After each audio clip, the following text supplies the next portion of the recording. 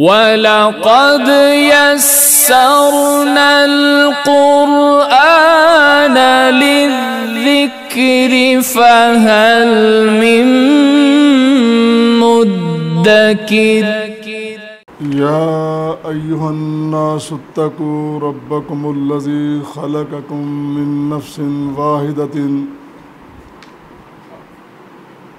وخلق منها زوجها وبث منهما رجالا كثيرا ونساء واتقوا الله الذي تساءلون به والأرحام إن الله كان عليكم رقيبا صدق اللہ العظیم وصدق رسولہ النبی الکریم۔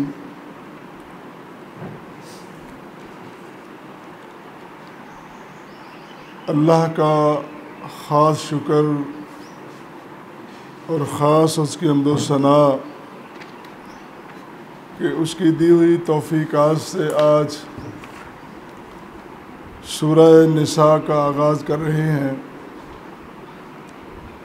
اس سے پہلے الحمدللہ بخیر و خوبی سورہ فاتحہ، سورہ بقرہ، سورہ آل عمران مکمل ہو چکی ہے۔ جس قدر اللہ نے توفیق دی، ان آیات مبارکہ کی روشنی میں چند معروضات آپ کے پیش خدمت کی ہیں۔ اللہ سے دعا ہے کہ اللہ ہمیں اس پر غور و خوض کرنے اور عمل کرنے کی توفیق عطا فرمائے۔ آج میں نے آپ کے سامنے سورہ نساء کی پہلی آیت مبارکہ تلاوت کی ہے۔ اللہ کریم فرما رہے ہیں، اے لوگو ڈر جاؤ اپنے اس رب سے، پروردگار سے،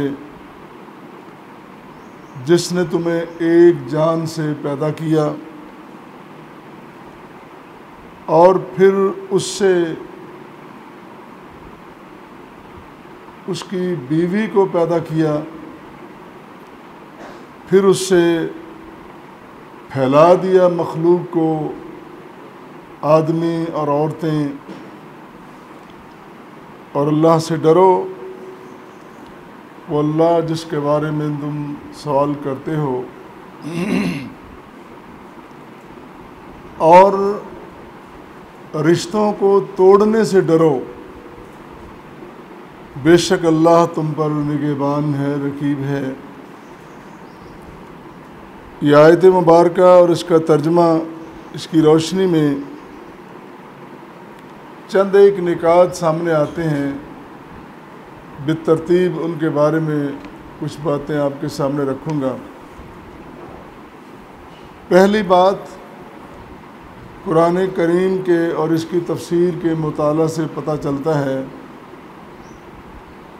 کہ اس کی چند آیات بڑی انمول ہیں۔ ویسے تو پورا قرآن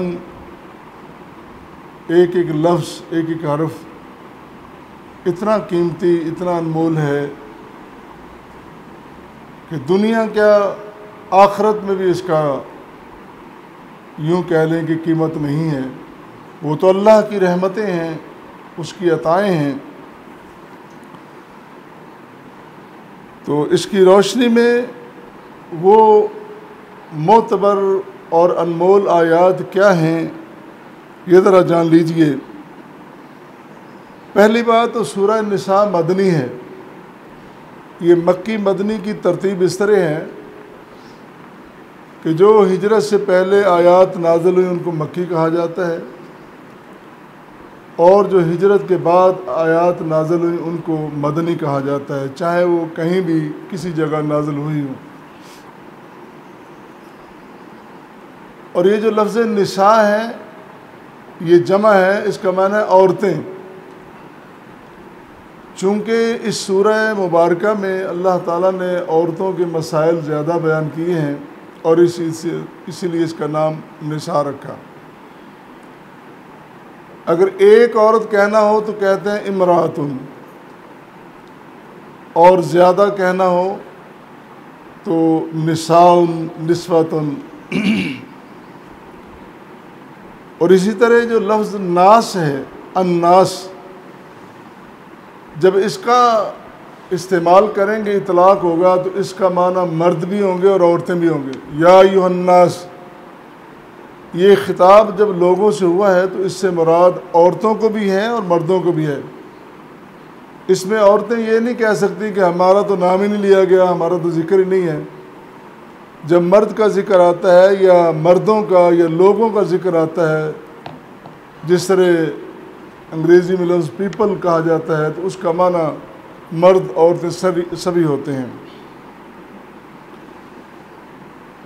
تو ام المومنین سیدہ عائشہ صدیقہ رضی اللہ تعالی عنہا بیان کرتی ہیں کہ سورہ نساء اس وقت نازل ہوئی جب میرا نکاح ہو چکا اور میری رخصتی ہو چکی تھی، یعنی میں نکاح کے بعد رخصتی کے بعد اپنے سسرال یعنی اپنے سرتاج عظیم نبی کریم صلی اللہ علیہ وسلم کے حرم میں آ چکی تھی۔ اس کے بعد یہ سورہ نازل ہوئی ہے۔ تو یوں کہہ لیں کہ نبوت کے آخری سالوں میں، آخری دنوں میں یہ مکمل مسائل عورتوں کے یہ بیان ہوئے ہیں۔ اسی طرح امام حاکم نے اپنی مستدرک میں ایک روایت بیان کی ہے، وہ کہتے ہیں کہ مفسر قرآن حضرت عبداللہ بن مسعود رضی اللہ تعالیٰ عنہ بیان کرتے ہیں کہ جیسے کہ میں نے کہا کہ قرآن تو سارا ہی بڑا قیمتی ہے، اس میں کوئی شک ہی نہیں ہے۔ وہ کہتے ہیں کہ اس میں 5 آیات ایسی ہیں کہ وہ اگر مجھے مل جائیں مجھے اتنی خوشی ہوگی، اس کے مقابلے میں ساری دنیا بھی مل جائے تو میرے سامنے اس کی کوئی ویلیو، کوئی حیثیت، حقیقت نہیں ہے جتنی ان 5 آیات کی ہے۔ وہ علامہ ابن کثیر نے وہ نقل کی ہیں آیات، میں بھی آپ کو وہ پڑھ کے سنا دیتا ہوں تاکہ ہمارے ذہن میں رہے کہ کون کون سی آیات مبارکہ بڑی قیمتی اور بڑی اہم ہے۔ فرمایا پہلی آیت مبارکہ نمبر 40،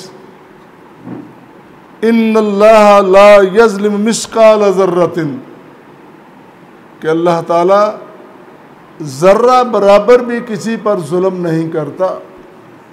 بعض لوگ مشکل وقت میں گھبرا جاتے ہیں، مارے گئے اسی ساڑھے تے بڑا ظلم ہو رہا ہے، بیماری آ گئی، ساری بیماریاں میرے واسطے رہ گئی ہیں۔ اس طرح کے جب جملے بندہ بولتا ہے تو یہ ناشکری ہے۔ انسان کو کس حال میں رکھنا ہے، کون کون سی نعمتوں سے نوازنا ہے اور کون سی عطائیں اس کے حصے میں آنی ہے، یہ تو رب تعالیٰ کے فیصلے ہیں۔ تھوڑی تھوڑی بات پہ بندہ گھبرا جائے کہ یہ کیا ہو گیا، یہ کیا ہو گیا۔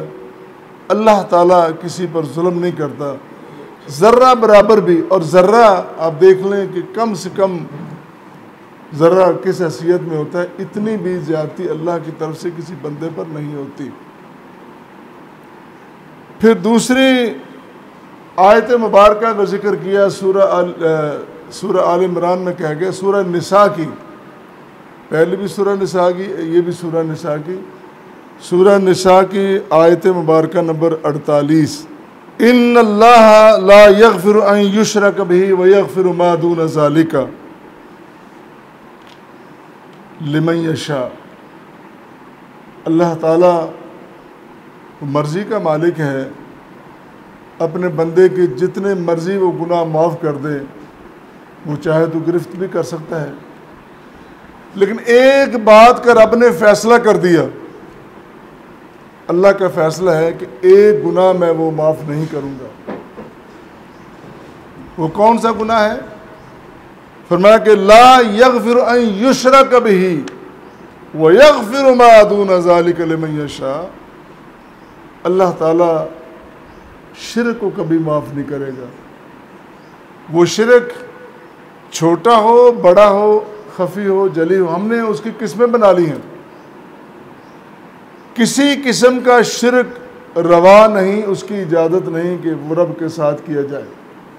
وہ ہمارا مالک ہے، وہ ہمارا رب ہے، وہ ہمارا داتا ہے، ہمارا پروردگار ہے۔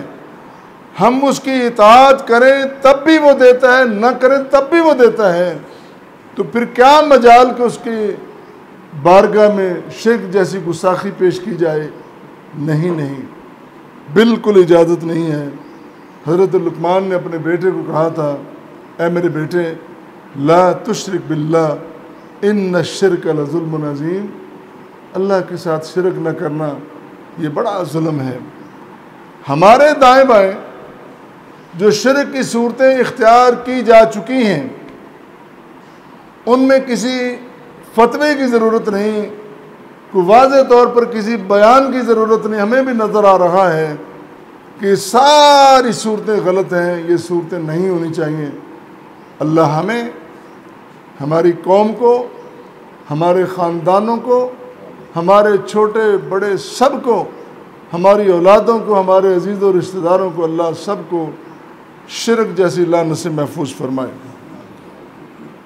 پھر فرمایا کہ آیت مبارکہ نمبر 31 ہے، ان تجتنبوا کبائر ما تنہون، اگر تم بچو ان سے۔ بہت بڑی بات ہے، انسان اپنے رب کے فرمان کے مطابق وہ سارے کام چھوڑ دے جن کاموں سے اللہ نے روکا ہے، اور دین یہی ہے، دین یہی ہے۔